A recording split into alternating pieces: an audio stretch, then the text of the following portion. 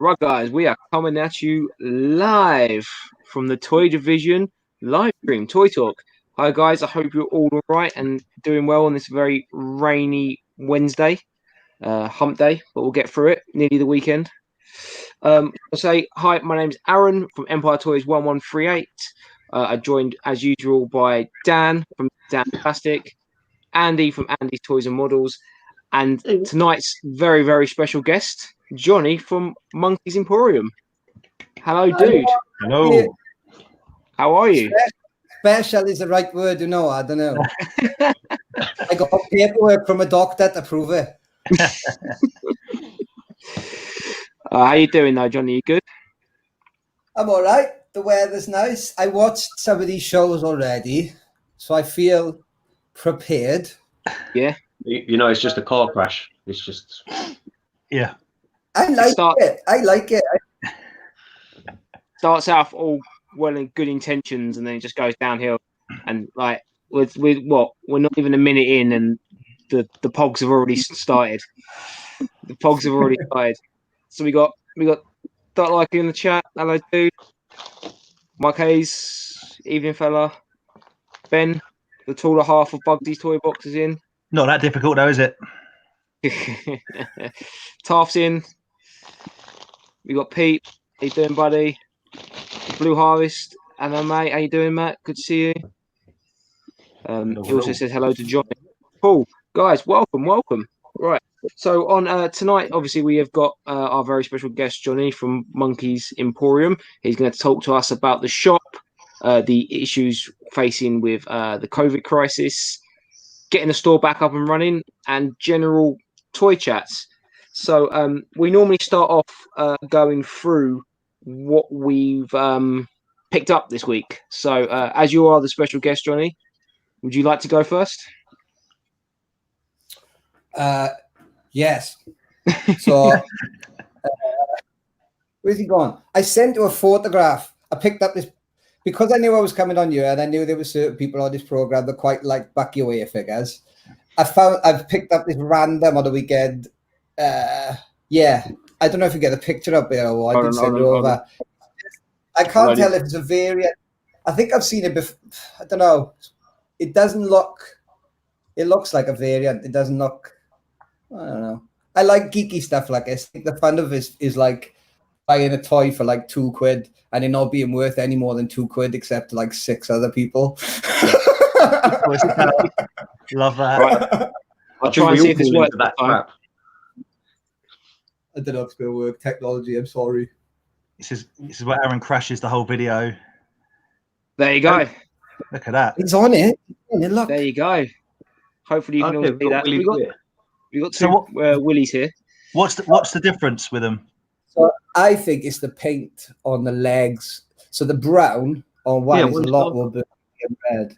And it's also like, the mold in itself. The molding isn't different, but it's painted different. They've highlighted it different. I like it. Yeah. So I think that's the standard, isn't it? That's the standard brown. And then I don't know what this is like. Where is he? There you go. That's the other one. There. It's really hard to see on the screen. Yeah. But I'll take the pictures. Anyway. What I noticed as well, there is slight differences to the back here. Yeah. Very slight. Enough for Andy to pay over the odds to over the odds to. I haven't heard about a Willie DeWitt different colouring, but the Toad Borg thing, which is in the cabinet. Someone told me the other day that there's a subtle change in his legs. So one's like a very gold, and one's like a brown gold. But like it's minuscule. Like the Bucky's hair's got so many variants. It's ridiculous. Andy, you do realise that you are like the prime target for toy makers because you will just buy everything if it's slightly different, slightly repainted. It was actually 6 on screen. Yeah. You got a love or hate variants. Sometimes I hate them. Like Star Wars World, I don't get involved with variants because there's just too many. They're too expensive. But like the Bucky line, it's quite fun. I don't mind variants in. There've got to be like major differences, right? That's what the Hasbro thing kills me. Oh, he's got blue pants. Oh, he's got red pants. Oh, come on, make a different figure. But it is cool if you can find them. Green limb Chewy. I've never understood a green chim look like Chewbacca green limbs. No, that's deterioration in the plastic, innit? I don't know. The famous one is the brown hair and yellow hair Luke Skywalker. Yeah. But that's it. Right, doesn't start me because that's a genuine one. I never done a fucking all. So. I think we've just both won and lost our own argument in that. So we hate variants, but there are good ones and there are bad ones and there are some legit ones. But sod Star Wars. That's all I'm saying. I've got Star Wars. I've got some of the basic Star Wars ones, like Lando smiling and non-smiling, Han with like pattern on his trench coat. But some of them, like the brown hair and yellow hair Luke, I don't know if they're just Would you? Sorry, Johnny. The Mantenna, one of my favorite E-Man ones is Tool for E-Man. The Mantenna with a black lever, red lever, and then the pink or purple pipe many faces. Like they're cheap, you can find them. They display nice together. It's like that's kind of cool factory variants. Like, am I right in saying that there's a Ratlaw that has a yellow neck and one that has is it a red neck? Red, I think. Painted, yeah. I've always wanted I will talk about it later. I got loads of the bootlegs out as well. Talk about other stuff first. No worries. Dan, you got anything turned up? I got a couple of bits. So I'm on a bit of a garbage pail kids, as I always am, hype. But I know they're Funko. I know, but I like them. They're the big mystery minis. So I now got Mean Gene. It's pretty cool. He's pretty mean. Little Mean Gene. And it's one of my favourite ones. I think the character's called like Nat Nerd, but I know him as Clark Kent. And it's the sorry, my lighting is terrible. It's a Superman. That's really cool. Really cool, dude. And they're kind of just for scale. they're not tiny, but they're not Funko. So I've got about 8 of them now, and I'm super into them. And then today, I didn't think these were going to turn up. I thought I was absolutely just. I never thought you were going to get these. I thought you'd been had on eBay. I've got to be honest. You know, you find something on eBay and you're like, no, and it's in Germany, and I'm like, oh, okay. So I bought them, and they turned up today, and they are the Spanish Star Toys Ultimate Warrior. Yes. With like some crazy hairline going on. I'm going for his hair. I'm going for it. And the most angry Hulk Hogan you're ever going to see.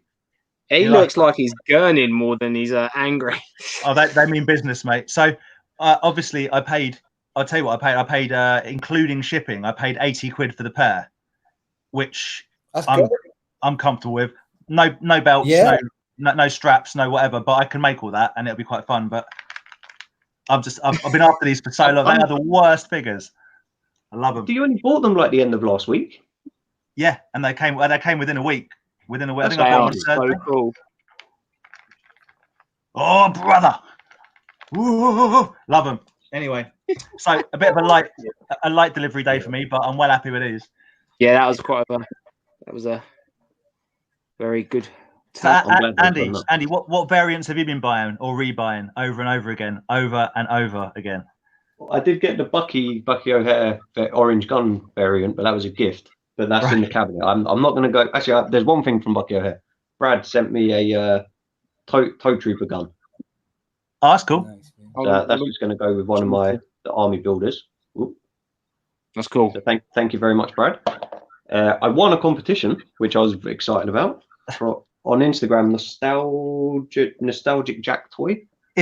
Andy? Is this a real competition winner? Is this one of the ones you tell your missus when the box turns up and you guys didn't pay anything for it? I just won it. Yeah? No, this was a legit. Real one. Okay. Cool. Some Merlin stickers. Other side. Oh yeah. There you go. 5 packs of them. That is awesome. Are you opening them? More than likely, yeah. Is that an opening one for now? Yeah. Oh, maybe. I don't know. Yeah. Shall I Rip one open open. them?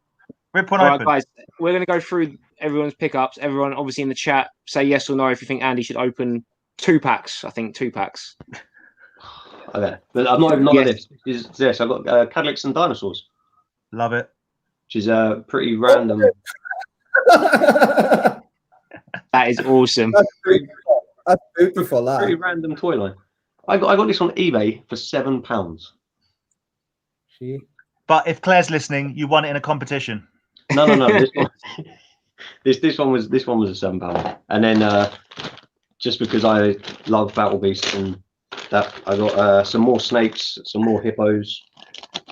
How many? Battle Beasts. How many snakes is that now? I've now seem to have started an armadillo army, and I think I'm up to like 10 armadillos now. But yeah. How many snakes you got now? I think I'm getting towards 60. Jeez. And hippos. But also something that I'm fairly new to, which I'm now. Oh well, looks like I'm going to buy these now as well. He chucked in some army ants. Oh yeah. Oh yeah. Yeah, they're really cool. Yeah, they So are. guys, if you want to sell Andy and mark up your prices for your army ants, Andy's your person. Just paint the arms and charge 50 quid. 50 quid. Yeah. I'll find it cheap. Nice, what about you, Maestro? What did you get this week? It best not be Power Rangers. Me and you're going to fall out. Power Rangers, Star Wars, or Pogs? It's all the Power Rangers. So I put these up from the car boot sale from Grant. I got a comic. Oh, yeah. Which is it's been reading, as you can see. I'm trying to read.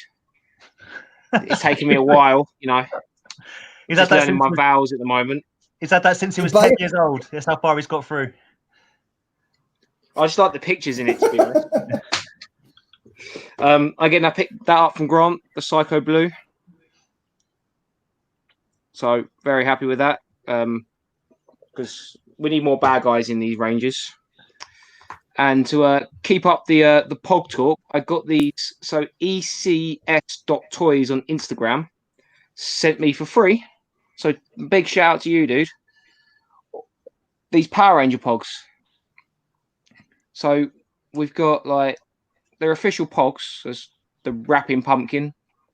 Just when I thought Pogs couldn't get any less cool, we slapped some Power Rangers on them. Oh, mate. I've even got shinies. That one's super rare. It's shiny. Sure, it's really rare. Yeah.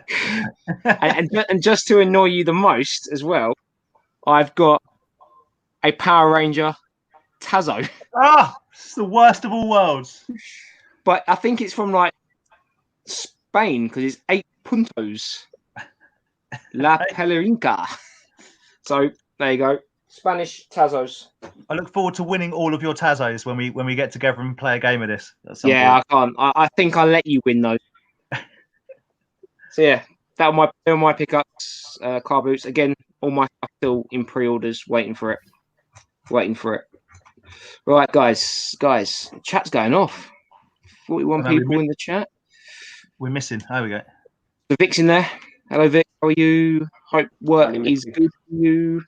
I know you're going back this week.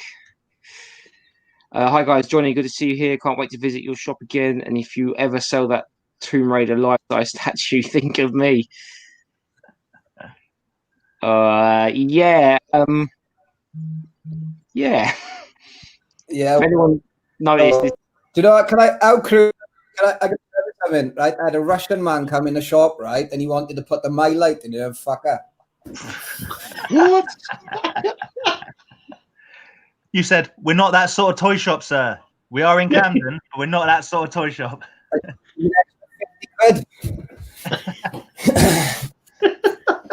When in Camden. All of a sudden, Vic doesn't want it anymore. You must get a lot of requests for that, often. Oh, there's a white snake. This one is. I can't tell you how bad these are. I love them. They're massive. They're really badly put together. They're super plasticky, but I love them. And now I'm going to have to try and find the Boss Man, the Jake, the Snake, and Hacksaw. It is Hacksaw, right? Yeah, I think it is Hacksaw. Yeah. Although I've never seen one for sale ever, so we'll see. There's a really good. Do you know in now is it in Barcelona, the Retro Toy Centre, where you got 8 vintage toy shops in the same building? Okay. Where's that? Right, okay. It's awesome. Like, so I think it's in Barcelona because we get like, I don't see many Brits. I'll be honest with you. Some days I don't hear a Welsh accent. It's bad, except for my own. Anyway, but a lot of the time they come from Spain or Italy or Sweden or whatever, and they're always on about the Retro Centre. I'll post a link in a minute about it. And I think there's like 8 shops. And I know people who fly over for the day because there's like vintage Lego shop here. There's like a vintage action figure and E-Man shop here. There's a vintage, loads of like a Playmobil shop. But it's all vintage. It's really cool. That's where you'll find them, obviously in Spain, because I think Star Toys was Spanish. Aaron, if you go back to that comment before, the Lex Luger 8-inch. That's banging. There's a Sting one as well. No, from Tom. Tom, something about Rick Rude. Yeah. Oh, there we go. Sorry, Hauler. Yeah. Yeah. Basically, the man makes great customs from GI Joe scale 375s. Like are they called Build and Brawl? I can't remember what they're called now. I sold him a few for his collection. And absolute legend generously has knocked me together a custom Rick Rude for my ever growing Rick Rude collection. So I really look forward to seeing that. Thank you very much again. Love it. Speaking of variants, by the way, because we were a minute ago, so there's a new Rick Rude figure out. You were shouting at me. I was like, "What?" Right. I don't know. I'm getting angry inside because there's a new Rick Rude figure out, and it's like 45 quid. Fine. But there is also a variant out that has pink boots, which is a much better figure, and I'm calling it like the Chase. MTS is in the chat. None of you care. Forget about it. Forget I mentioned it. Can't you get them for retail though? Instead of spending the extra money on them, can you not get them cost price? Surely they're not. When they've been released into the shops, they're all a standard like $20. I guarantee you that the Chase, whatever you want to call it, version is going to be 70 quid because it's got pink boots. And yes, Andy, yes, I am going to buy it. Both of them, obviously. Probably 2. One to keep in the pack, one to make loose. Good on you. Well done. Yeah. I managed to pick up 10 vintage caps today. $7.99 Turtles with Donatello. Only 3 Ghostbusters, all for 10. Nice. Are you trying to tell us we need to buy some caps off you? Because those 2 haven't got them on. Is that what it is? Is this a cap plug? I would actually be quite interested. I'm not really into turtles that much, but a turtle hat would be pretty cool. I don't need 10 caps either. I think I got a turtle hat, yeah. Anyway. Put it on. So we got Enrique's in the place. We need to go to that cheese place again, Jonnie. Enrique's been there and we haven't. But I'm the only Monkeys virgin, right? I've never been. You guys have both been. Yeah. We'll go. We'll take a trip. There it is. There it is. That's a proper early 90s peak as well. Massive and flat. My God, that peak is huge. Yeah. I could be in Goldie Lucky Chain, couldn't I? There's proper Goldie Lucky Chain. You know that. You look like Goldie. You could be like Maggot. Isn't that there? Safe as that. I was hoping to go and see them when they were in London. It got cancelled because of COVID. I saw them about 8 years. I saw about 10 years ago when there was about 4 of us watching. I randomly got one of their cassette tapes. Quality band. Funny. Well, hopefully in a bit, Pete, Andy's going to be opening some wrestling packs. Just a quick question, just going back up to find it for Jonnie from Dark Lycum. What's your thoughts on the discount store prices, B&M and Home Bargains? Does that affect you too much? I'd be honest with you, right? I'm going to be a Philistine to all of you, right? Here we go. I came to this because I love my joy and love of all things retro. Kevin Smith says it like this, isn't it? A pop culturalist is somebody that studies popular culture between 1950, after that Second World War, and before the millennia. After that period, you're a millennialist. So I'm a pop culturalist, so really they can release whatever they want. I think it's good. I'd be honest with you, I'd rather people buy the new looking E-Mans and customize one of them than use a 30-year-old timeless classic painted green, charge an extra $60 and say it's like, I struggle a little bit, but I'm allowed to because I'm 40 this year and I'm a grumpy fucker. So, but B&M and all these type of places, unfortunately, for what I can see in the retail industry, because Diamond Select, so the suppliers in Diamond Select for a lot of the cool stuff that you guys love and we love, it's expensive and you have to buy a lot. So buying new toys and retailing new toys is I mean, Craig does it up on Nerd Base, right? Cool, brilliant. And so does Tom in Camden with me. But they have to buy a lot. Yeah. You know, when you start going down that route, and then you've got one of the joys of the vintage stuff and the things that you get to do is you get to hunt and you get to find things cheap. Does that make sense? Like you can find something cheap and have like lots of fun at that cheap thing. So I don't know. As long as they stay away from selling vintage toys, I suppose I'm all right with them. Was that a long answer? No. Yeah. I'll be quite interested in how B&M will find vintage toys, but Aaron, I was going to say you say that, but and you're right, and they won't ever. But what's funny is similar things happened when like CEX, and before that, if you're in a game station and stuff, they started having like retro sections, so people who go in and trade, Super Nintendo, Mega Drive, whatever. And although that's cool for the kind of lazy person, it really kind of screwed a few people over that dealt in vintage games because they're like, you can go and get vintage games now from your high street shops. I heard rumors. They inflated. Sorry, I know people that have worked. I know regional directors have worked for CX and stuff, and they intentionally deflated the market to then inflate the market. So they basically said to everybody, coming in, sell us your old games, we'll give you cash, bought them for nothing, and then 6 months time, open the cap or put the prices up and catch him. I've been trying to set up a website that's exactly like the CX website for 3 years now, and there's one or two things I can't get my head around, because even though I'm dyslexic and I sing in a band and all these things, I'm pretty good at the old computer stuff. But that's what I would like to get to, because these big companies are bastards, and like they are bastards. Anyway, sorry. No, I've heard a lot of people who are smaller retailers trying to get hold of like Hasbro stock and everything, and they just can't get them because the bigger ones, obviously, Hasbro just see the money, don't they? So they just, if you're not buying thousands of cases of this stuff, they're not interested. I don't think you mind me telling you, but Tom, you know the other toy shop in Camden, Tom? The one with all the stuff hanging from the ceiling? Yeah, the Greek guy, right? Years. Yeah, Tom, right? Like, he rang me from like bed the other day, literally like saying, I'm going to open today, but I'm going to be a bit late. And I was like, I'm not even going in today, bless him. Anyway, he was trying to get a lot of Funko Pops delivered. And he rang up the rep, who he's known for 10, 15 years now. It's been the same rep, and kind of went, can I have these Pops? And he went, no, we've sent them to like Tesco's. It was like that blatant. It was like we sent them for bin plant, or like whoever.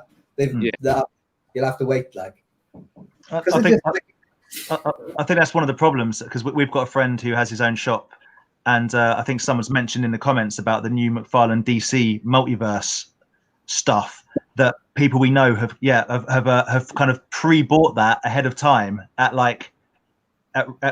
value, so they have to sell it at whatever 19 20 quid a figure, but B&M have got the buying power to buy them in the crate load, so they're selling them at like $9.99 a figure. So anyone that's bought them who's running an independent shop is now going to have a lot of stock that someone's going to come in and go, I can get that down the road for half price. It's very, very difficult. But then the thing about B&M though is that I don't think I think it is just pot luck. Like, it's random. You can go into B&M A and there'll be McFarlane figures. Then you go into B, C, and D, and you won't find them. And then you get to down the line to F or something, and you find them again. So it's true. More of the story is support your local shop. Yeah. Retail, everything, anything you can buy from a shop, buy from a shop. Just at the minute, buy from a shop. Like I'm even using the. You are. So unless you have to get them from Spain, in which case it's all right to order them online. Yeah, that's fine. I have no problem with that. Yeah. Bit of a different one. I saw the Dark Lightning trilogy in theatre the past week. Awesome. What do you guys think is the best Batman movie? There is only one Batman film that is the best. I'm a Michael Keaton, Jack Nicholson man. Yeah. One with Arnold Schwarzenegger in it as Mr. Freeze. Batman Forever. No, yeah, Batman Forever. I love the 66 Batman where he's running around with a bomb. It's like you just can't get rid of the bomb. Like he runs past like an orchestra. Yeah, it's genius. Like a Titanic's going down. It's like, I like him. I think that's the same one. He like fights off a shark, and he's literally got like shark repellent spray in his like utility belt.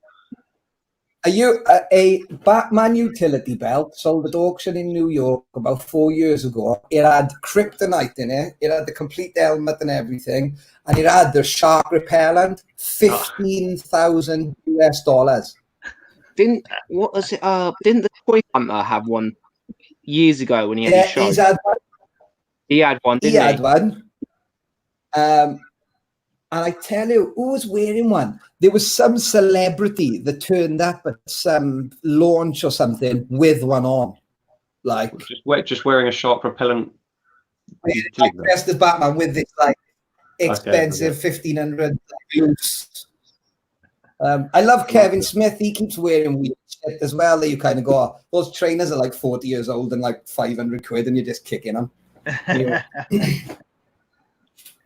Thing is, though, when you buy them back in the day for when they're retail price, it doesn't matter to you that they're £500 now because they're just your old crappy trainers that you've been wearing for the last 20 years. He's probably still spending 500 quid on them, to be fair. Yeah, but I guess you buy things for different reasons, right? Some things you might buy because you think it's got a resale value later down the line. Other things you buy to enjoy, and just enjoy them. Yeah, Michael Keaton is the best. Is it true that he's coming back as Batman? Yeah, there's talks, isn't there, that they might be doing Batman Beyond, is it? Like, it's the futuristic Batman, and he's going to be like an old Bruce Wayne teaching a new person. It's like Batman. It's like a futuristic Batman. It was a cartoon after the in the 90s as well. I'm so down with anything with Michael Keaton. He's just mega. Everything he's in, he's always good. Even if the film sucks, he's good in my opinion. Yeah, definitely.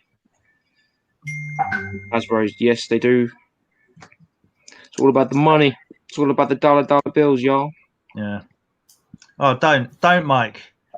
I've just finished that season 2 of that. It's like every single episode is just tragic. Oh, it's super interesting, but it's so. I mean, obviously Benoit is incredibly tragic, and Eddie Guerrero and that. But there's some later ones of If you guys have any interest, as you know what, it doesn't matter. If you guys want to watch something interesting, watch The Dark Side of the Ring season 1 and 2. It's just even if you don't like wrestling, it's great. Batman Beyond. There you go. What's it on? At the moment, it's on. It's on Vice on Sky. So you just on Sky. But yeah, the two they've done 2 series of Dark Side of the Ring, and there's also a series just called I think it's called The Wrestlers, which is very, very good as well. You haven't got to like wrestling at all to find it super interesting. Cool. And it's fictional, or is it based on? What's that? Sorry. Is it fictional or is it based on? Is it a documentary? Dark Side of the Ring. It's different episodes based on real events, interviewing real people. So there's a 2-part special about Chris Benoit as the first 2, and there's one about the Brawl for All, which was a real boxing match they had in the 90s, which was a terrible idea. There's trying to think what one about New Jack. Owen Hart. There's about Owen Hart's death. Yeah, but just behind the scenes stuff, really interesting by people that were there. But it's so much cocaine was done in the 80s and 90s. It's unbelievable. It's crazy. Well, you know, the Ultimate Warrior wasn't off his chops. He was just enthusiastic. He was enthusiastic. Funny that his heart popped when he was like 49, right? He was a lawyer, and he was a really good lawyer. And then he got hooked on steroids, cocaine, and the scream of the crowd. What a man! It's the pain pills that do them. Honestly, you look. It depresses me sometimes. I look at my Hasbro figure collection, and you're like dead. Dead. When Andre destroyed. I was gutted when Andre the Giant was my hero. Princess Bride is one of the best films ever. Yeah. Agree with you with that. It's a great film. Apparently, he was so weak. By the time he got old, his bones had deteriorated so much, or they got heavier, and his muscles couldn't carry him. In the scenes where he's holding her, she's in a harness because he couldn't hold her. Yeah, which is mad. From someone that was body slamming like Earthquake and Typhoon and Giants, you know, it's crazy. Wow, you a big wrestling fan, Jonnie? Yeah, like I'm a UK like 70s fan, 80s fan. I like Giant A Stacks, like all that stuff. Giant A Stacks, I'm still convinced is one of the biggest wrestlers there's ever been because he was taller than Andre the Giant and he was heavier. So you can check that out. I love the 90s stuff, the Royal Rumble and all that. I kind of get to the millennia again, and I just... It's gone. I'm the same. It's because they stopped all the cocaine. They stopped all the promos. So it was like... Well, I missed the important bit, as in I missed the Attitude Era. I watched it from like 89 to about 94, loved it. And then I missed it. Hannah watched it all, so you know I'm all caught up and whatever. Then I started watching it again about 5 years ago. This is very different, but yeah, Rick Rude, the Hogan's pre, Hollywood Hogan and the Undertaker when he had Paul Bearer. That's what it's all about for me. I like a character wrestler. A character wrestler is the one. That's why you watched it, and like it's all a bit namby-pamby now. Yeah. Chat as well, other mates. Hello. So yeah, cool. Wrestling. It's crap but good. No, it's not crap. Don't ever tell Jim Cornette it's fake. He will literally have you murdered. So, Jonnie, the store. Truthfully, how's it going? It's all right. Not truthfully, however you want to word it. No, I could do it with the honesty. So, when I started running the shop, I'm sure there's lots of people that know me on you. Anyway, look, Toy Scavengers on you. There's lots of people. It's really good. I got to show you one thing. I play a lot of Dungeons and Dragons, which is going to lead me to my question at the end. I got a bit of a mission for you guys, so it's going to be interesting. So I got my rolling tower for my Dungeons and Dragons. Nice. What? So you put the dice at the top, and then they come at the bottom. But then Love it. Because I use D&D Beyond, I sit my iPad on it like as well, so my character sheet's on there. That is awesome. That's next level commitment to D&D. I'm loving it. I watch 8 hours a week, every week, religiously. 8 hours every week, 2 of them. I watch Critical Role, because everybody does. And then another one called The Dungeon Run, which I really like because the budget's quite high. They're not very good, but the budget's good, so I don't mind. Well, no wonder you got no time to keep up with the wrestling, Jonnie. You're watching too much D&D, mate. I've never played D&D in my life.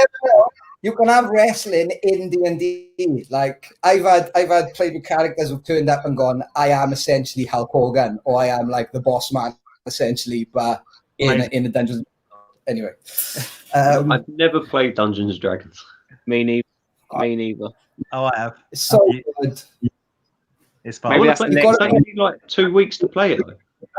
No, it takes. You can learn to play in a night. This is going to be the thing. I'm basically going to invite you to a game and we'll film it, and you'll do a one shot with us, and we'll get Adam in as well. I got one of the best DMs in the country. Adam is patient. The most important thing about the DM is that they let you do whatever you want within the rules, and they set the rules. And as long as they're good at that and they're kind, you can have a ball. Like, I've done stupid stuff in it. Like, okay, I'm in. I'm 100% in. That sounds amazing. Awesome, Adam. We're on. Right. 100%. I'm down for that. I've never played it before, and seen it in the films, all that sort of stuff. Because I'm definitely someone out of the D&D time, but it's definitely had a massive resurgence. I know a lot of people. What Johnny's saying is 100% right, though. There is a perception that it's like, oh, isn't that the game that takes 12 years to start to finish? Depends what you're playing and who you're playing with and who the dungeon master is and what the rules are and what the setup is. You could smash. It's so flexible, and it is. It's quality. What's the fastest growing? What's the fastest Kickstarter ever? Critical Role. So Critical Role tried to raise £175,000 to make one animated episode, £18 million in like 5 days or something. Wow. There's more Twitch followers. It's something ridiculous. Like, there's a Twitch follower every minute on Critical Role at the minute. That's crazy. The more they're doing a TV show of it, and Matt Mercer is like a voice actor for Halo. They're all from all the animated games. So when you're listening to them play, you know their voices. You're like, oh shit, that's like, and they are good. They play it like perfect. Yeah. And guys, remember I told you that Vin Diesel, massive D&D fan. Huge, massive. Plays Lord. Him and the guy from what's his name? From the stripper film Magic thing. There's a big Channing Tatum. He plays. There's a lot like this. Is like this celebrity niche at the moment. It's like the cool thing to do in Hollywood. Yeah, really like. That's awesome. You wouldn't think it was underground D&D games. It's a Hollywood. It's like stripper by day, muscle man by day. At night they come together to be, I don't know, elves and warlocks or something. Is that the first rule of D&D Club, guys, is don't tell anyone because you'll get laughed at. I think the problem is though, like there is that kind of stereotype, because when I think of anything of that, I think of not grown ups. The one with Paul Rudd. They all dress up. You think about LARPing, which is a different thing. But that's what I get in my head. That's all I get in my head. Which, by the way, is also awesome, man. And I don't get that people go, oh, go and play airsoft, go and play paintball, go LARPing. Oh, what are you like? Nah, it's the same thing, just a different environment. What the fuck is LARPing? Yeah, Master, he's talking all right. I don't mind him. I like him. What's LARPing? LARPing, live action roleplay. Yeah, they're basically they all dress up in like knights and stuff, and they have battles with foam swords and everything. But again, it's kind of cool, but also a bit. They have those medieval pageants in America, don't they? Yeah, they're big on that sort of stuff. They're just like, rednecks. Andy, you could paint yourself green, dress up like Triple Threat Snake, and run around and do what you want, mate. Imagine the possibilities. It's brilliant. Sold. Henry Kavanagh and Joe. Oh, Joe Baglioni is a huge fan of D&D. Yeah, huge. So who's Joe Baglioni? I shouldn't even be in this chat. I have no idea what's going on. Oh, he's an actor. Was he the other dude, Superman, right? Yeah. So, what do you like? Loads of stuff. So, like, do you guys know anything about the Games Workshop, Ed? I used to, a little bit. So we're all British company. HeroQuest was what they did first. That's how they made all their money. Mm-hmm. Yeah. Then they did Space Crusade. Yeah. And then they opened the shops. Mm. I love the old lead figures they did that they don't do now because it's all like plastic. Mm-hmm. The lead stuff used to buy from Virgin Mega stores. Mm. Yeah. When they closed down, I swear God, I went in there and I just went across shelf, and I must have taken, 200 figures, and they were like 50 pence each. You can't get some of them now. Dude, Wow. I've got boxes of lead figures still in my garage, so I've got to sort through because I used to play Blood Bowl a lot and Dark Future. Yeah. Yeah, if it's just another thing to add to spending money out on, I wouldn't mind getting back into a bit of Warhammer and stuff. I sold all mine years ago at like a boot sale. Yeah. It's really good stuff. And like the Gotrek and Felix stuff, so like the Dwarf Slayer, and then his bard who sings to basically tell the stories of this guy that's trying to kill himself, and those little figures they did. And then the 40,000 stuff where they cross religion with sci-fi. When I was a kid, my dad's a vicar. My dad's a vicar. To see like God shit in space blew my bollocks off. I bet it did. Jonnie, did you ever play Necromunda? Oh, dude, that was a game, mate. I love when that came out. Yeah, man. We got we just to go for Scott there. We got a couple of guy who's done sort of tattooing for me and Andy. Him and his mate have they make like their own. They've got like an in Brighton. They're not part of Games Workshop. They're part of like another group of players that are like separate from Games Workshop. Yeah. And they've like made, because they're like tattoo artists and everything. They've made like their own Blood Bowl arenas and stuff, and it's just like AAA stuff. I bet their figures are painted really well if they're tattoo artists. Yeah, they are. Yeah. They are. Woody Can you send me a link? Crazy. Can you send me a link or post a link for them guys when you get a chance? Because I like that stuff. Yeah, I'll forward it to you. Thank you. See if I can find it. Dan, Andy, into chat. Take care of the chat while I try and find it. Okay. Jonnie was going to say something. What was it? Yeah, the shops, Camden, London's dead. Like, London's really quiet. We've still got the back end of all this. Until the kids are back in school, I think the world's like, it's the kids go back to school, innit? Let's be honest about it. Kids back to school and aeroplanes. Once people can arrive and not quarantine and people are happy to jump on an airplane again, a tourist test. I toy collected for years. I only opened the shop because I wanted to open a shop in Camden. What I wouldn't do was open it anywhere else really now. Other people have like kind of used the name and opened other shops and stuff. But for me, doing it in Camden was part of like the thing, really, the place where the Clash recorded, like you have Sex Pistol early gigs there, the Stones there, Amy Winehouse used to have a stall upstairs, him from a Libertines used to have a stall 3 stores down.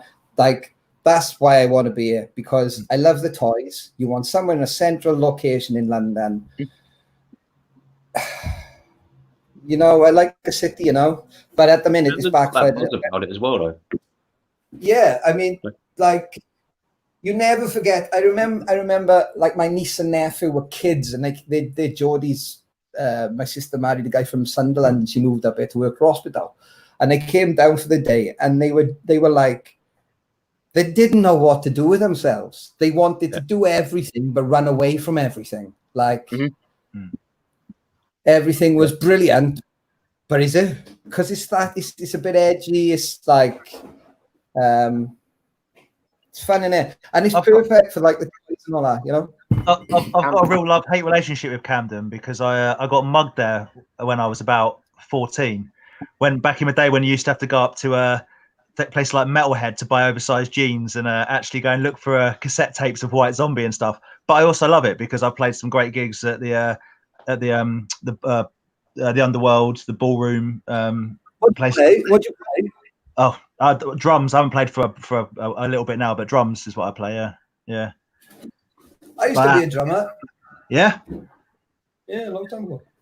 Well, we'll have a live drum off after the D&D game. Yeah. I love beating my foreskins. Come on, next. I only use 3. I'm minimal.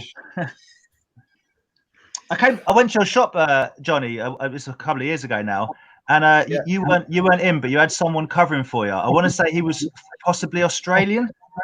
Blake. Yeah, what a lovely guy. Yeah. I've never met someone so more relaxed in my entire life. We had a great chat about Garbage Pail Kids. It was highly enjoyable speaking to him. But yeah, good guy. It's quite difficult to get staff to work in Camden because they're long days. You have to commute in.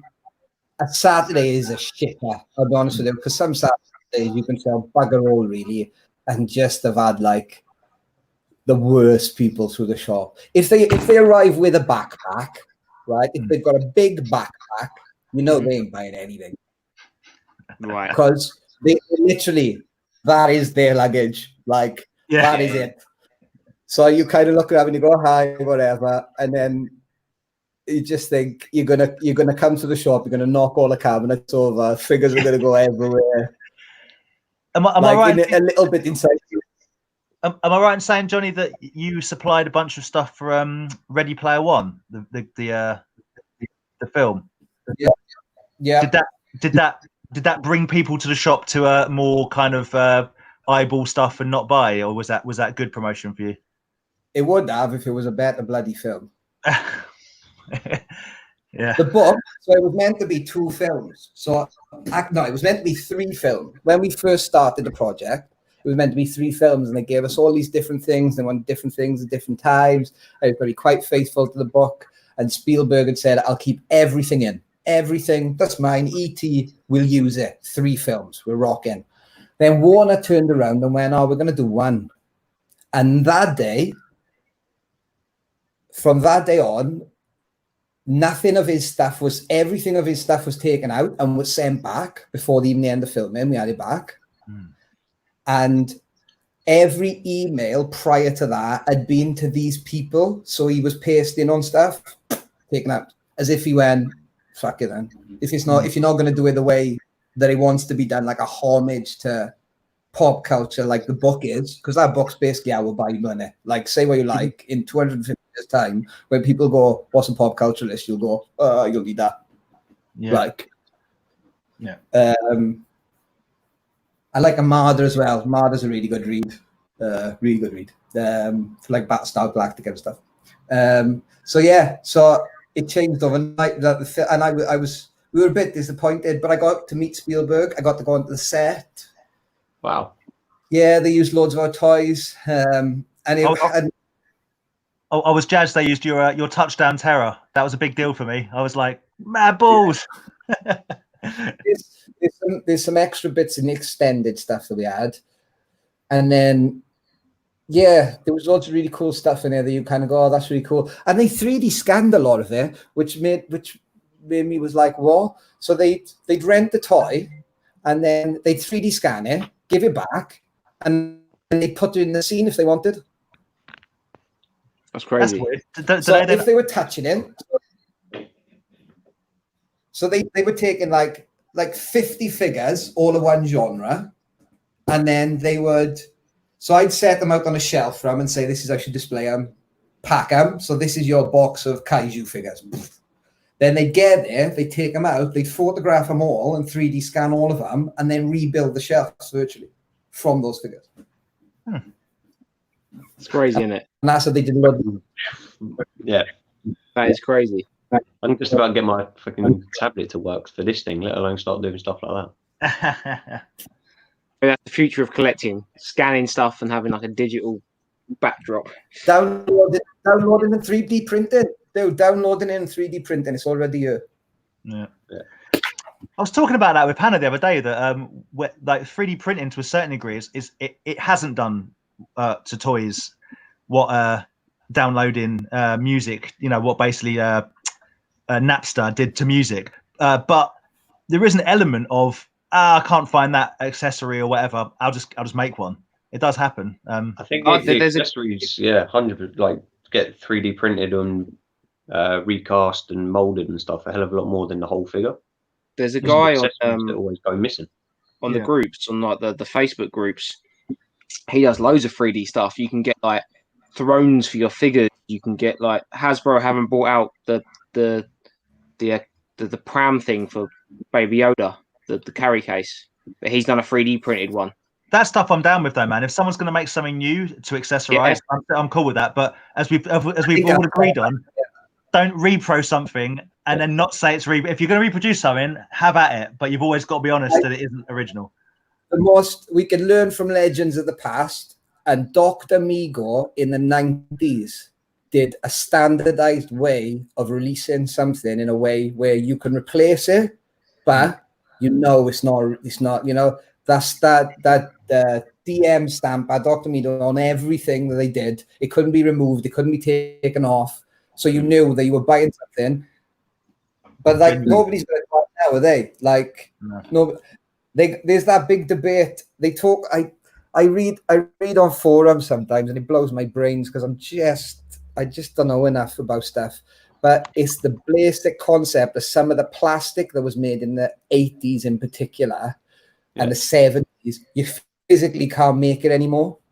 Like you're just not allowed to, because the damage to the environment is so great when that's made.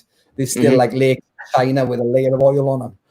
So, so at least with 3D scanning, from the way I understand it, the product can be reused. Maybe somebody will correct me. I don't know. I think there is a way of, but a lot of, that's why I'm like, even like dodgy bootlegs, don't throw away the dodgy bootlegs. Don't, because that can't ever be anything else. That was a dinosaur. That was a dinosaur, and now it's a dinosaur, and it can't be another dinosaur. It's only going to be that dinosaur now. So like, that's cool that they did bootlegs of the dinosaurs, though. That is a dodgy bootleg indeed. But that is a great analogy of it as well, though. It's plastic. It was a dinosaur, and now it's a dinosaur. I love it. That's a Mexican bootleg Klaatu. Oh wow, how bendy is that? That's Best Bin Luke, because I love this one. Another Best Bin Luke. This one's Phantom of the Opera. They're Mexican. Yeah, these ones are. Darth Vader, Mexican 80s or 90s, I think, owners. I like that. That's got a built-in saber. He's got like one of those police buttons. I got one of them, the nice Skeletor bootleg E-Mad. That's my favorite thing in the world. And they're awesome. Are these all part of your own collection? No, these just bootlegs. I haven't really got a collection anymore. My collection is a mum and dad's. I can't afford to house it in London. Anybody that can afford to have a house in London and then a massive collection and everything else that you have to do with life. That's why, like, the best collections are in America, because land's cheap. Because you can literally go, well, I'll have a barn and I'll take 25 years to fill it with crap. Yeah. Yeah. Very true. Some of the collections I look at on Instagram, they are insane. The space, like, Johnny's right there, the space you can get, like America and Canada, you end up having an entire floor because you've got a basement. Oh, my whole basement's my room. It's all lit up and that. Where we're like, oh, I've got a space in the corner of the room for 3 Detolfs. Yeah. I've got 3 Detolfs and that's it. Yeah. 3 Detolfs. There's another get them in. They're my IKEA cabinets. I do think IKEA realised what we've done to their business. Like, they've got one product. They went up in price. Did they go up in price? Yeah, they got up 20 quid. Yeah. Don't tell them down the market, though, because as they go in bust, I'm slowly picking them at fucking cost. Right. Nice. So, these ones then, Andy. They're like the screens of a I haven't got a clue. They're from the Philippines. I think they're from the Philippines. I don't really know. They came into the shop with a guy who brought in a board of bootlegs. Now, I think he was from Malaysia, maybe. Yeah. But I don't know. Yes, I haven't got a clue. You know, like Crime Watch, where they say, have you seen this person? This is what she's like. I don't know what that is. Wow. I'd love to know if anybody can identify this figure. It's articulated in the arms, legs not. It could, to be honest with you, it could be a Victorian, plate older. No. And then there's one more. And then there's my classic Batman, which I've always felt liked. That is amazing. Looks like it lost a fight. And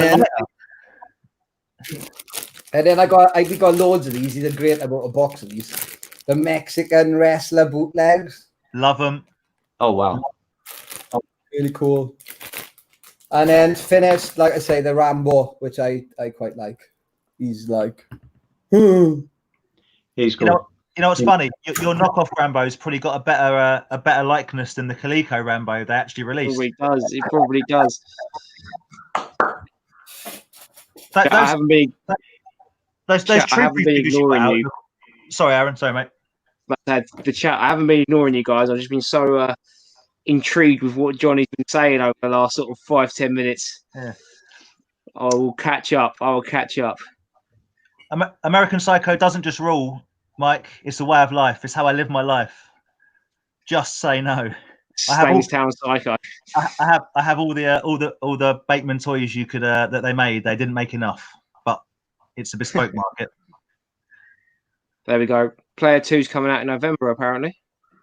Is it? Well, there's no Player 2 book because at the end of that book, that's where the book finishes. So maybe they'll make their own thing up. But that's why I don't like Acid Shizzle. The book was perfect. Just saying. There we go. Vintage Toy Rush. I want to see the Chad Smith Dan versus the Taylor Hawkins Jonnie drum battle. Are you calling me Chad Smith? That's upsetting. He's a great drummer, but Chili Peppers have written the same album for the last 25 years. Oh, shots. It's true, man. The best member of the band is Flea, though. Whenever he and I like it when he plays the trumpet. That's the best bit. Dude, Flea played like he played horns for Nirvana. He played who did he play drum? He's just like an amazing musician, one of the best bassists ever lived. Chad Smith is okay, but I ripped off Tom Petty, and I can't let it slide. My favorite drummer for technique is Vinnie Colaiuta, Sting's drummer. He plays a 9/8 time signature on some of the stuff and makes it sound pop, like 4 on the floor. Blows my favorite drummer is a guy called very talented musicians. Sorry, Aaron. Talking about very talented musicians. We've got Ed in the chat. Hello, Ed. Hello, buddy. I was talking to Ed about my favorite drummer, Johnny, is a guy called Brian Daler, who played in a metal band called Today Is the Day and now plays in Mastodon. Nice. Yet again, send me a link, please. Yeah, I'll hook it up. He's brilliant. Brad, a friend of his, people cosplaying is much cheaper than. A friend of mine does a lot for the people cosplayers because what's cheaper thing to free. Yes, and if it's the friend I think you're talking about, he is. Yeah, that's cool on it. 3D printing a few bits for Vic for a cosplay. That's cool on it. Like. I like that. I like everything about that. I like cosplay. I like good cosplay. So keep 3D printing cosplay. We got Blue Harvest. What's the best knockoffs or bootlegs? Oh, I can't get to them. I think he's asking what we think is better, knockoff or bootleg. I think knockoffs are better. Are they sort of the same thing? Well, what is the line between a knockoff and a bootleg? Yeah, Blue Harvest. I don't know. I get this in the Battle Beast world. The Greek Battle Beasts are seen as a bootleg, but the Mexican are seen as knockoff. I think is the way they look at it, but I can't tell the difference. I always thought a bootleg was a like a non-licensed version of something. So, for example, Johnny's Darth Vader, whereas a knockoff would be the Mexican wrestlers because they're not really of anything else. They're just right. That's my opinion. That could be completely inaccurate, as most of the things that I say is. So please correct me if I'm wrong. Excuse me, hello, Mr. Blue Harvest. Could you please confirm if a knockoff or a bootleg and which one they are, and then we will answer your question. Thank you very much. Johnny has spoken. I'm actually going to grab one of mine that I love. And he's got some great bootleg knockoffs, whatever you want to call them. He's got some really good ones. I can't. Dan's going to castrate me, but I've got my Power Ranger ones. They're at the back of the shelf. Where they belong. They belong at the bottom of the shelf. Show me all these things. Show me all the nice things. It's another like Rambo type, but he's suited and booted for dinner in his lovely waistcoat. He's in his pants. He's ready, but he's got his waistcoat on just to impress the ladies. But that is one of my favourites. It's amazing. Andy, you need to trade that out for a Hawaiian shirt so you can go in the Hawaiian shirt club you've got going. I could try and get a Hawaiian shirt one, yeah. But yeah, no idea. I looked into it, and in the packaging, it actually has the waistcoat. I thought a kid might just put the waistcoat on it, but no, it legit came with the waistcoat and pants. I do have this one. What you got? Which is... Oh, yes. I like that one. Is there anything on the back of it? Hold on. Oh, nice. So he's a He's a superhero. He's got superhero shield, and apparently collect them all, but there's none there to show what ones to collect. That's not true, mate. You can get them in assorted colours. Just collect all the colours. I think. I don't know if it works, but apparently there's a button on the back that does nothing. It says "Try me." The batteries have probably gone dead, man. But anyway, yeah. B&J Distributions, Warsaw, England. Birmingham. Everything's made around Birmingham and Leicester and all that. And the loads of stuff was made in South Wales as well. Like loads of the Bluebird factory was down in Bridgend, and Merthyr Tydfil, they had the Bluebird factory. So like Woolworths and Merthyr always had like loads of Mighty Max and never ran out of Mighty Max. That's awesome. But that'd be good now. The Polly Pockets have shot up in price. And they just, you can't get a Polly Pocket herself, that little tiny figure beaten up on eBay is £4 now. Yeah, try getting it for £4. We're getting LJ collecting.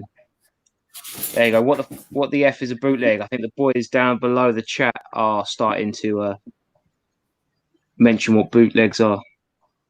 Yeah, come on now.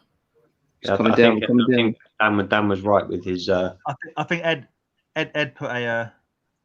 There you go. Ed's got a knockoff is another artist rendering of the same idea. Bootleg is the same mold used entirely. Okay. If Ed wrote that, well done, but because he's worded that bloody good. Yeah. He's pasted that or copied that, or if he's written that, that's good. That. he does do a few episodes on bootlegs and stuff, so he's got research. Ed's got some outrageous bootlegs. He's got some brilliant stuff. In that case, I'm using that comment then, if you don't mind. There you go. Same thing. A bootleg's unlicensed version of the toy. The KO is a different toy in the same vein. Okay. Self-help not designed to be a mistake as the original bootleg, original thing heavily inspired borrows. Well, you've gone with the other way around. Oh, controversy. I like it. So it runs like they like do it all for you. You know, like when you do a gig on stage, you have to work all the way through. With this source, you go live and they do work for you, don't they? No, it's great. It's great. It's why it works for us, because we never have a plan. We just sort of like, let's just chat some shit for a while, and then eventually someone else will start commenting. So that's fine. We're just the monkeys like performing. All the people in the chat, they're the ones who actually have all the knowledge and know what's going on. But yes, Vic did buy it from me in the airport. That's where it came from, Birmingham Airport. In like the WH. They sell that next to the big Toblerones. No, this was outside it. This wasn't even in like passport control. Oh, okay. This was the peasant sandwich place where everyone can go to. Heroes of the World Fighter. Weird. Are they the ones we've got? The Spanish ones. Oh, they're not the ones we got. We have to bring up. We have to bring up what we were talking about before. Sam's kind of bootleg grail from Bugsy's. He's a big mask man, and apparently, was it Croatia or somewhere weird? They did Mesk. M-E-S-K. Argentina. They are. You know what? I was going to buy him one. Legitimately, I was like, I'll get him a little present. He'll like that. And then I saw how much they cost, and I'm like, like hundreds of pounds for a really, really bad figure. Well, when those Jumbo E-Mans, the Jumbo E-Mans are like 120 to no. I think I saw. In the US they're like $120. So that's what you got to ship them to the UK. You're talking $200 to get the UK, I guess. I know something like that. So that's the He-Man with skeletal leg in it. I bet that's 250 quid. Probably. I bet $50. I bet easy. Crazy, maybe 3 or 4. And he got me he's got me into some forums with regards to muscle men and minifigures. And I tell you what, blimey, you want to talk about knockoff bootlegs, whatever. The world of miniature Japanese rubber figures is a dark pit indeed. So just going back to the original question, I would say KOs are better. I'm confused now. If it's a cool toy, it's a cool toy to me. I don't know whether it's a knockoff. Like, so hang on. Like, this is official merchandise. It's an official merchandise. This is not clearly official. This is like, I don't know. Yeah, but is it supposed to be a Rambo figure? Well, I mean, he's a suave Rambo, but Suave Rambo. He looks like Paul Dark. It's fucking Paul Dark toy line, isn't it? But he actually does look like Paul Dark. Speaking of the Princess Bride, isn't that what the Princess Bride? Isn't that what he wears? Some kind of weird jerkin thing. Thanks for joining. Take it easy, dude. So yeah, but this is knockoff, not bootleg. Yeah. Okay, then I'd say knockoff is better than bootleg. Because you like that one. There wasn't enough Pog Talks. So Taft's off.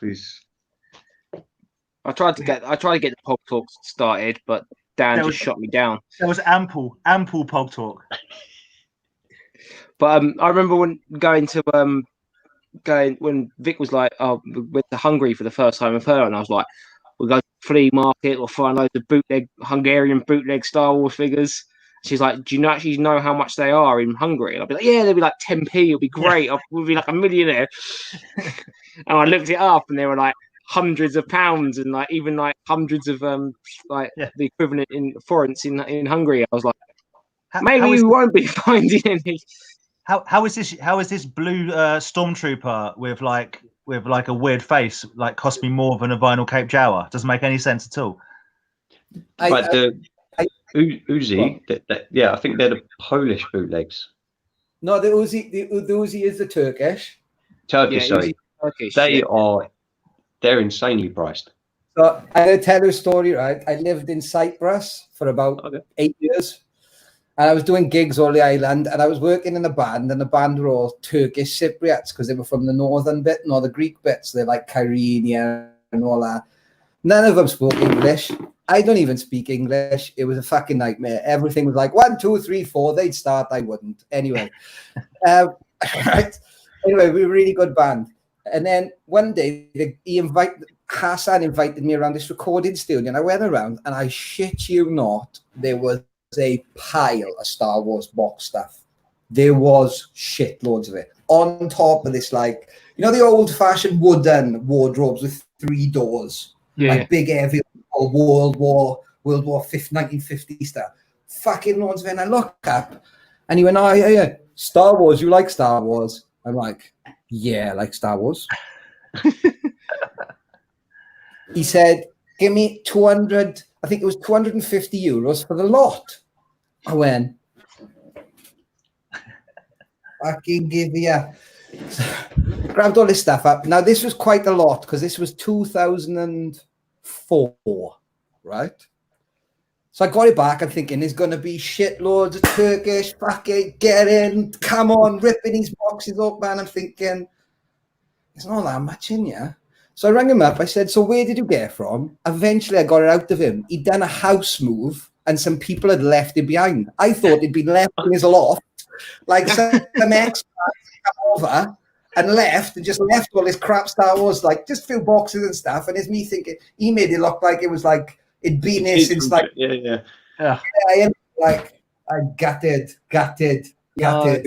Is there anything more disappointing than going to a boot fair, seeing a box that looks like it's got Star Wars in it and realizing it's mini rigs? I hate mini rigs.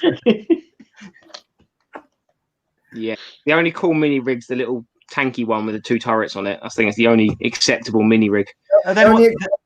It's got to have Palatoy. As long as it's got Palatoy on the box, it's fine.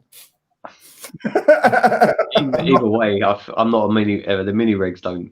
They're the worst. What's that one with the rollers that you push down? It springs up. It's terrible toy. I loved, right? I was born in these times, right? I'm an 80s kid, hardcore. And that little energizer with Chewbacca and little spanners. I did love it as a kid. Like, it was the only one I could afford. I couldn't afford the Millennium Falcon. I think they were like 39 quid. Mum and Dad in Woolworths ain't going to spend that much. My dad's a victim. The thing is, Johnny, that one you're talking about, to me, I'm all right with that. Because these guys will tell you I'm very peculiar when it comes to scale. Like, if the figures, so I know the Vulcan's not to scale, but the figures fit in it. But if you've got if the thing's that big and you've got like a giant stormtrooper nah, not for me. My figures have got to go in my vehicles. That's all I'm saying.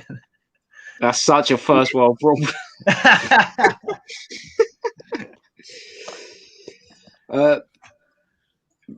Keenies are 100% bootlegs. Ed, I thought you were cool, mate. I thought we were friends. It's over. Keenies, that's what they're called. Ah! They're just slammers. Slammers are knockoff Keenies, is what you wanted to say. Slammers are the real word. Slammers are the real word. It's genius to come up with a toy like that nobody else can copy. Like that's why Funko Pops are so successful. They didn't come up. It's not all the different brands and all that. It's the fact that they came up with our one iconic mold, and you can stick anything on it. When they go in for tender, and like Hasbro sat there going, "Can we have a toy line?" Ken has sat there, "Can we have a toy line?" I don't know, all these other people, and then Funko walks in and goes, "Oh, can we get a franchise for the Funkos?" And we're the only ones that make them, so thanks. Yeah. Like, although the knockoffs for Funkos are coming thick and fast, man. They are. It's a big business, knockoff Funkos at the moment. So, but yeah, you're right. But I think that they were made to make Garbage Pail Kids because Funkos look like Garbage Pail Kids with the big heads. True. Love it. Very true. But there was a great. The toy scavenger agrees with me. Just saying. And he's got a lot. I've seen how many followers. Look, he's the only person I know that doesn't get his tits out on the internet and got that many people following him. Let me tell you, that man's amazing. I tried that technique and I lost about 1,000. I was like, what's Jonnie after? What does he want to see? What's going on here? Unfortunately, yours were too airy. I shaved. I'll do anything for a tenner. we know. We've seen the signs in the toilet at the NEC Toy Fair. I love this weird smiley face on my finger for a tenner. Right, Toy Scav, talking about Paul, Toy Scav, he's got a question for us. How long do you think the vintage toy trend is going to last? I think I answered this question a while back. Yeah, I reckon it's going to last as long as certainly our generation is still alive. Yeah, I reckon when the late 90s kids are that's it. That one, well, basically, yeah, once my probably about 95, 96 die out, that'll be it. So do you know about like what happened in Victorian times where they have early Victorian and then late Victorian? Mm-hmm. So they basically copied the same as we do now. We go back and we harp back the stuff. They went through a period of time where you'll get a cabinet that's early Victorian. It looks exactly the same as the late Victorian, but the late Victorian made to look like the early one because they wanted it to look like we wanted to look 80s. Yeah. I think that's very true. And if the whole collecting of toys is based on that, usually when people turn 55, they start desizing their collections because their houses get smaller. They want to release their funds. So you tend to find the boom period is usually between 40 and 55, 40 and 55. So that's the time when things really go up. So somebody who was born in 1971, the toys they love are going to be anything from 1986, which means your boom time, when that generation turns 45, that's when the prices are going to be the highest. That's how it works. Now, I believe, however, that the 50 years after that Second World War and before the end of millennia have such importance, particularly now more than ever, to the human race and how we interacted in a big world, but without the internet. Like we communicated in lots of different other ways. We changed the world. We did so much good stuff. They gave out Blue Peter badges to people for bringing buy sales. It was all brilliant. I think that all the stuff that happens then, that won't go away. And they'll teach about, in 200, 300 years' time, they'll teach about the fallout after the Second World War and how the world changed. I do actually agree with you because there's the things that have happened in that period have been so, I mean, basically you're talking about technology, the internet, these things that happened around sort of our generation. It's as important as electricity, you know? When the millennia bug didn't happen, that was the switch. That was where everybody went, oh, fuck, the internet's fine, computer's fine, everything's fine. And they from there on. Prior to that, though, from 1950 to 99, you got to live safe, you got to be safe, you got to go to school, you got educated, we got more rights for people, we started looking after people, and then the internet happens, and then everybody's connected. There's no new ideas anymore, because there is no new ideas anymore. There can't be any new ideas before, because from the minute you're born, you're bombarded with new images. So all you're doing is just recreate them, whereas we lived in a period of time where people were networking, but they were networking and creating new things. That don't happen. Baby metal is good, but it ain't that good. Whoa. Hey, hey, they did a tune to Unikitty, man. Don't be dissing Baby metal. But yeah, you are right. Yes. I can honestly say that I have never seen at a festival the first band on a Sunday morning get so many drunk metalheads moving than Baby metal. It's not the third day of the festival. Everyone's hungover to shit. And Baby metal come on at 12:30, first band of the day, and everyone was just going mental. I don't even think Slayer or Metallica could do that. It's so good. They did Download on the same tour as they did Lady Gaga. Like, that's how. And you listen, the guy's like a video game producer from the 90s. That's what he did. Like, and he's turning out all this games music, and little teenage boys like me inside love it. I was just moving on. been having a WhatsApp conversation with today with some of my music-y friends, and someone's posed the question: what's the greatest opening line to any album ever made? And it's been established amongst me and my friends that it's "This is the state of the world address, motherfuckers" by Biohazard. That's the best opening line ever. So yeah, give us your thoughts on that later on. The toy chat's moved to a music chat. To answer Paul as well, though, talking about current prices, I don't think WWF Hasbro's. It has to come down. It's stupid. I think there is a kind of lockdown fever on certain toys.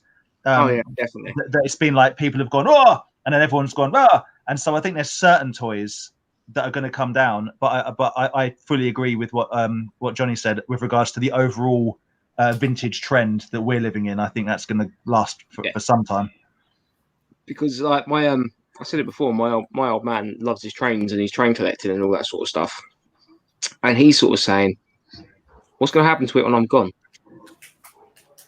Do you know what I mean? Yeah. What does he do with it? He's enjoyed it. He's spent a lot of money in it and everything. And he's got a shed in the garden that's got a train track around it. It's great. It's brilliant. The nephews love it. But what's going to happen to it when he goes? Like, yeah, go on. The problem with trains, and people will shout at me, right? Cars is different, but the one big problem with trains is that it's not referred to enough, with the exception of Back to the Future. Currently, all of this stuff is currently and continues to be re-mentioned. But the steam trains, as much as I love them, are great machines, but not everybody can have a steam train. And it's not like they're releasing films about trains. Like, what can you do once you've done like Back to the Future, Train of Time traveling train? I suppose Harry Potter. You can do this type of stuff, and people love that. What's mad is that people will go out and buy the train set of Harry Potter. I think you guys are forgetting a very important film here, Under Siege 2, with Steven Seagal. It is on a train. You're right. Maybe the next Transformer film needs a steam train to transform into an Autobot. Aaron, that's for a train. So there is a train in it. But Aaron, on your note, my dad's got a stamp collection. Think how he feels. He says, he goes, you're going to end up with this, and no one even sends flipping letters anymore. So I don't know what you can do with that. But there's money in stamps. There is, yeah. But it's like this. It's like the toy stuff. Do I think in 100 years' time, this bootleg Rambo's going to be worth anything? No. But do I think a mint on card He-Man figure is? Fuck yeah. Do you think it'll move more into museums and stuff? Yeah, I think so. And I think as well, it's the practicality of stuff. Like, read Armada. So the Armada, same guy did Ready Player One, they're talking about collectibles in space, essentially. And they go, and you can't keep it all. Like if you live in space with 300 years in the future, right? We've got all these collectibles from the 80s, and there's a massive revival going on. Like, you're not going to have a shelf of 50 figures here, but you might have a couple of investment pieces that you've put away. Like, that's where clever buying comes into it. And you kind of go, well, I'm going to complete this collection, and it's going to be wonderful. And this is going to bring me a lot of pleasure. And if I sell, I can make some money. And if I don't, I don't. As long as it's insured, it's fine. And then you see other things, and you go, right, I'm going to bust the ball up by you, but I'm going to buy that, and that's going away. And that's gone. Like, that doesn't exist to me anymore. I did it with my whole collection. That's what I did. I finished the line. I was flying from Barbados to America and buying stuff, like 2001, 2002. And I literally, I've boxed it all up. It's in Mum and Dad's garage, and it doesn't come out, because if it does, it's going to open it. Yeah. Once you take it out, you're doing it now. Do you know what I mean? Like, you're going to start, it will change. You have to kind of discipline yourself and go, this is something, this is going to be worth something. Because Luke, Farm Boy Luke, is always going to be worth a lot of money in it. Yeah. I bet those Power Rangers on card are always Super Sentais. Are always, like, we talk about Power Rangers like a recent thing. In Japan, it's even massiver. And you're not telling me they are not going to love and keep all of that stuff. Oh, like, of course. But anything. Those whatever the Shogun Warriors were when they came over to America, the Japanese version of that, the original version of that, it's always, because that's their culture, isn't it? That's the way. Yeah. That's everything. They're like the big giant robot things. The big like blue things. Yeah. Mattel teamed up with Poppy, who made the die-cast from, and they did it. I haven't got any around yet. I might have. I'll see if I'm gonna, like, these die-cast little vehicles I went with them. I love them as well. The quality, all of them, big ones, love them. Anyway, sorry, I stopped talking. Cool. So Colin's put on here, I stopped collecting Star Wars toys and sold most of my collection. I don't blame you, dude. Like, the fact that, I don't know, being in the groups and being in Star Wars groups, it puts you off collecting them, just the way people are. Well, but Harry, you know my philosophy on Star Wars: Rancors and General Grievous. That's it. That's cool though. You got all your. Colin again is showing off the good turtle figures. He used to have the Scratch the Cat, and he's now got the white slam dunking Don. I think it is. Yeah, that's cool. That. Yeah. Is that a good turtle? Yeah. Yeah, I think that's a variant. I think he's meant to be red. Yeah, it's on purple card as well, and it's got. Yeah, man, that's really cool. I saw it. I think it was on Instagram from like one of the like an American collector. It was like it was like a RoboCop turtle figure. I saw that. It's Robo Raff or something. It looks awesome. Yeah, that looked amazing. Like, I was a bit like, I want a bit of that. Yeah. Do you ever come across like the Tri logo or the Dual logo European Turtles cards where you got like French and English? No, I don't think I've seen them. We get asked for them a lot, and they're weird because sometimes you'll have like the Ninja Turtle, and then the other side they'll say Hero Turtle, and you're like, because I think like everybody thinks that Hero was only banned in the UK, but it was also banned in like Sweden and other places as well. I think they did a European card to cover their arse. There you go. Heroes, Mutant Hero. We love it. So they do it. I'll see if I can find it. On the same card, there'd be one side that would have, say, the Teenage Mutant Hero, and then next to it would be La Ninja. That's cool. I think there's one. They were around, but now I'm intrigued. There's one on the website. Have a look on the website. Yeah. And the other one is cool. If you can ever get any Action 4 or Action Man from Norway or Sweden, they basically took the guns off the artwork I'd never seen them until the guy brought them in. So, and I had a couple, and they sold straight away. They went to America. And so you've got the figure with a gun, then you've got a local artist in Sweden or Denmark, and I can't remember which one, it might be Norway. They redrew the card so the figure's in exactly the same position, but without the gun. And they are rare as rocking or shit. They were hard. Like I sold them on a commission because I couldn't afford to buy them. There you go. It's the white jersey Don. Yeah, Colin's collection's pretty good. Well, not pretty good, very good. Very good. Self-Help Hero's got a dual logo TNT card. Is that a good thing then? By the sound of it. Yeah, they are cool. They are cool. They are difficult to get. You don't see them as much. Right. The Americans love them. They can be Canadian as well because they did the same thing with the French. Yeah, the French Canadian. Yeah. So you got to watch. Creature put would you guys buy overpriced vintage toys because you feel the urge to must have it, or do you rather wait for better price? I wait over the money on toys. It depends what it is. Depends if I know it doesn't come up too often and stuff like that. But I'm probably stingy. I prefer the hunt than I prefer buying stuff. So if I see something, I like the idea of going out for 2 years trying to find it. That's more fun for me than actual just buying thing. Because once I have it, it's like, oh, okay, next thing. I really like the buyer's remorse that comes after you spend sort of £300-400 on a figure. Like for about 10 minutes, I'm in a euphoric state of like, oh my god, I've got it. Oh my god, I've got it. Oh my god, I've got it. And then about 2 weeks after, I'm like, Jesus Christ, I've got it. What have I done? What have I done? It's great.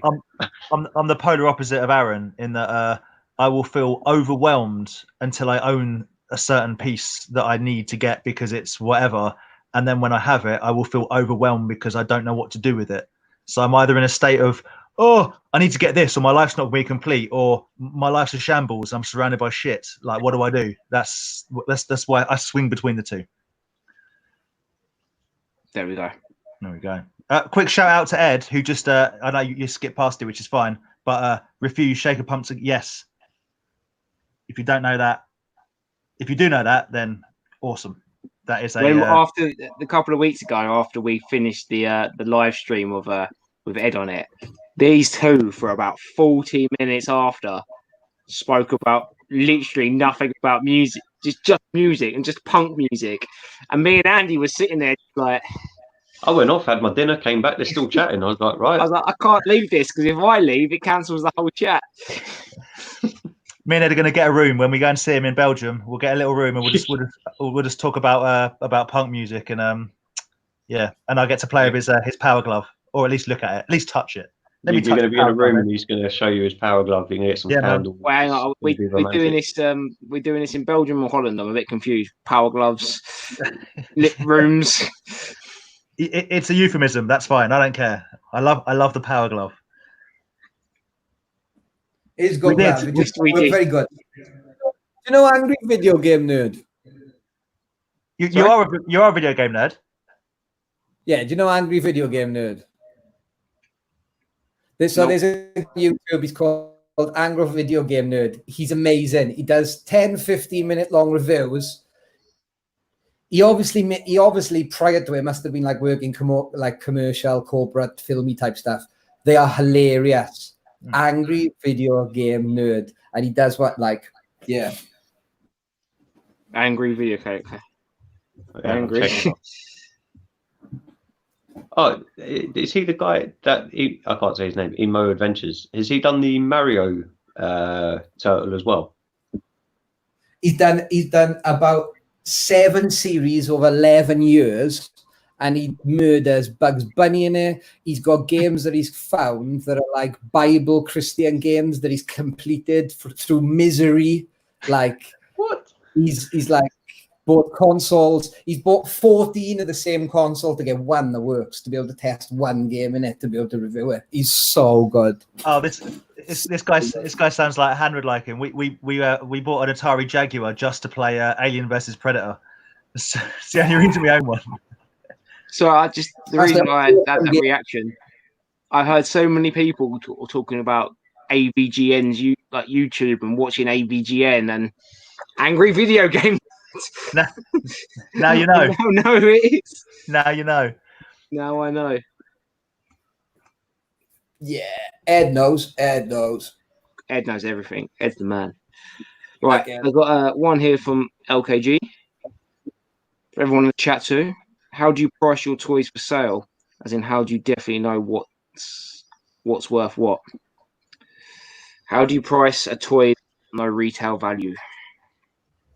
And Andy will give it to you for free if you say you've got a niece or a nephew that it'll just make their day if they had this £1,000 toy for £3. Because he's good like that. I don't know. It just depends on what you've paid for it. As long as I get more than what I paid, I don't really mind. 50p more. No, but like I've sold things that have been expensive for cheap just because I don't know. The people are collectors and they want to be happy. I don't know. It's different. Mate, I made so much profit out of the stuff I bought for you. It's going to be different for Jonnie because Johnny's got a shop. Like he's got to pay the rent. He's got to pay the pitch. He's got obviously you've got to make sure you're making your money to make money. You know what I mean? Whereas I'm doing it for fun almost. I mean, like for me, I still think the most consistent way of pricing anything is to go onto eBay, click on the UK, click on the sold listings, try and get 5 of them together and do the memes. Yeah. Like that's the fairest way of valuing something. I watch a lot of Vectis auctions. The problem with Vectis auctions is that they do boxes of this type of stuff rather than singular items. So the Star Wars stuff and the E-Man card and stuff, you can go, yeah, I know what's going for. But the box stuff, it gets harder. And it's really hard when you have this crisis for yourself and you go, right, there's this figure. I've paid £1 for it. Now, I have to post it, which is £1, and I have to send it, which is, say, £1.80. So there's £3. So that's cost me £4. And then I'm sitting there in a dilemma, pulling my hair out, thinking, should I charge £6 for it, or should I charge £6.50? And you just sit there and think, fuck it, man. It's true because there's been a few times it's been like, how much for this figure? 15 quid posted, and it's only worth a tenner. Yeah, 15 quid posted because I've got to post it to you. In a box. Tomorrow I am sending. I've got one to the Philippines, I've got one to Dubai, and I've got one to Italy. One of them's a mint E-Man Jitsu mint on card going to Italy. Like, I've charged for getting it to Italy in one piece so that he can sit there and go, that's exactly what I bought. You know, so you have to, like somebody said to me once, we once sat down and worked out, so you can do 40 listings on eBay in an hour if you're going for it. Mm-hmm. So that means you can do a little equation that says if you sell things, if you don't list 40 things in an hour and you're selling them for less than a tenner and you're giving free postage, you're never making money. Because between your labor time, what you've paid for it, because you have to sit there at some point and go, whilst we all love it, we do love it. We love it. I have got friends, however, in Wales at the moment. Times are hard and they are selling everything on eBay, which is great. They're getting the money for it, and that's fab. They've got the time to do it. That's why there's nothing out in the field at the moment, because everybody's had the time to list stuff on eBay because they've done nothing else, which is fair enough. Go for it. But don't know. I wouldn't. I think you're bang on, Johnny. That's kind of what we always do, and what you always see on the Facebook groups as well. When people say about evaluations, it's like go on eBay, look at sold listings, take as many as you can, look at the medium, and then you'll see what the appetite is for that particular item. You know, I did that earlier, and someone messaged me, and if you're watching, that's how I base my price. If you're in the chat watching, but I went on eBay, just checked what a sold posted listing was and went with that. But I noticed on there that something that I recently on eBay that I only sold for I think it was on auction, and it was open to everything. It was named exactly the same. It had all the names of what you needed to find it. And I think I sold it for about 47 quid, including postage. When I was going through it today and I saw exactly the same item, maybe it was the same one, maybe not, but it was the same Power Ranger Morpher, basically. And it sold at auction for £121. But It happened. But a week and a half ago, I only sold it for 40 quid. But it doesn't know. You don't know where that's going, because like somebody might have put the postage on there, but I know this happens all the time. I get approached from somebody from the US and they say, I'm gonna buy or try and bid for this thing. Can you give me a price for the shipping beforehand? And then they'll know where they'll go to because they'll include the shipping in the bidding. I've had that before. There's no rhyme or reason to it. It can't be. eBay is amazing, but if it's 2:00 in the morning on the middle of the month, something that's worth 50 quid is going to sell for 50p. I agree. List. The old rule is list on a Sunday. Always list from Sunday for 1 week, and always buy mid-month. Never buy at the end of the month, because at the end of the month people will pay more for stuff. So buy mid-month. Or do what I do, which probably annoys everyone, which is I just want to get rid of some of this stuff. So I look at if something's worth 50 quid, I bang it on for 30. Guaranteed sale, undercut the market, skew the prices. Apologies for that. There's nothing wrong with that, because that's the value that holds to you. And that's why eBay is delightful. What I struggle with car boot sales, where people turn up at car boot sales and sell like a shop or like a business at a car boot sale. Car boot sale, I think you're only allowed to earn like 1,500 quid or whatever, is £4,000 a year from that type of thing, tax free, right? That's the law. Go into a car boot sale every week, paying £10 for a pitch and shifting toys at the professional level. Now, I know people who do it and they literally clear stuff out, right? And I have no problem with that. They don't go through the boxes. They just literally, loads of toys, there you go. They're cheap, they're £1 each. But I went to one not long ago and the guy was trying to get like Echo price type money for stuff. And I'm like, oh, it's like your first time here. And he's like, no, we come every week. And I'm like, that's a business, man. You may as well just go online, and because, well, I don't know. We see it a lot, man. We see it a lot. Traders that we see it all the time, the ones we go to. Like you say, there's people got, a shelf of Star Wars stuff, and they want proper money for it. And it's not a car boot at that point. It's a market. How much is a pitch? How much is a pitch at the NEC? How much is a pitch at the NEC? 60. 58 quid. No. 60 quid. When I did the last film in Comic-Con, our pitch was 1,800 quid for what we had, right? But then we did 5-6 grand, perfect, whatever. Now, I've laid my money out and I've paid, and then I've got a reward, and that's how good things work, and people come back to you.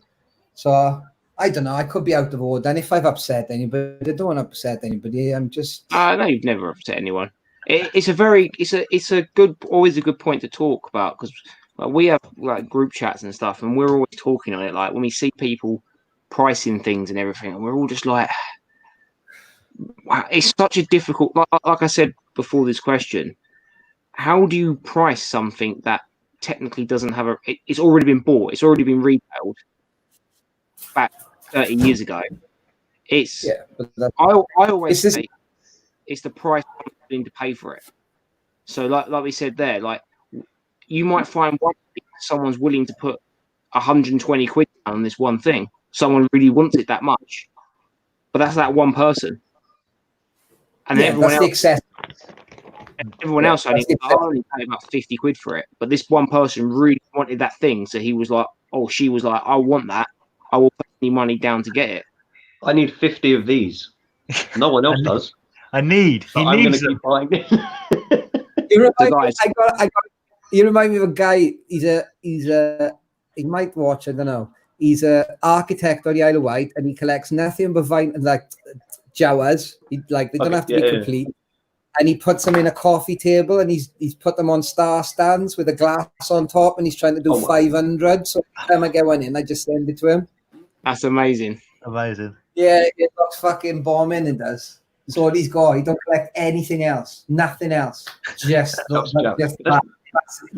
He had a massive collection, got rid of it, and now that's his own, in this beautiful house in the Isle of Wight. His legacy of his collection is this coffee table with little routed in holes for the star stands for 500 Jawas.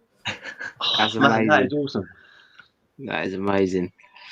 All right, guys, we've hit the hour and 40-minute mark, so I think we'll look into wrapping this up.